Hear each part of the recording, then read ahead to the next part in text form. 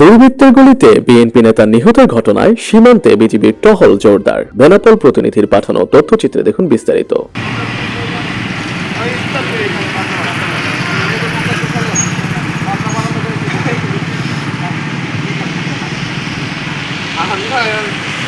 দুর্বৃত্তদের গুলিতে যশোর পৌরসভার ৭ নং ওয়ার্ড বিএনপির যুগ্ম সাধারণ সম্পাদক মোহাম্মদ আলমগীর হোসেন নিহত হওয়ায় যশোর সীমান্তে তল্লাশি এবং টহল তৎপরতা জোরদার করেছে বিজিবি। ৩ জানুয়ারি শনিবার যশোর শহরের শঙ্করপুর এলাকায় দুর্বৃত্তদের গুলিতে আলমগীর হোসেন গুলিবিদ্ধ হয়ে নিহত হওয়ার ঘটনার পর থেকেই যশোর সীমান্ত এলাকায় নিরাপত্তা জোরদার করেছে যশোর ব্যাটালিয়ন ৪৯ বিজিবি।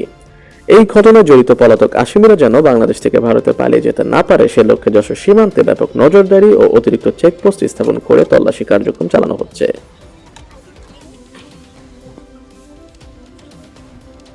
এ ব্যাপারে ৪৯ বিজিবি ব্যাটালিয়নের অধিনায়ক লেফটেন্যান্ট কর্নেল সাইফুল্লাহ সিদ্দিকী জানান, মোহাম্মদ আলমগীর হোসেন নিহতের ঘটনায় জড়িত আসামিরা যাতে কোনোভাবেই সীমান্ত অতিক্রম করে ভারতে পালাতে না পারে সেজন্য বিজিবি সর্বোচ্চ সতর্ক অবস্থানে রয়েছে।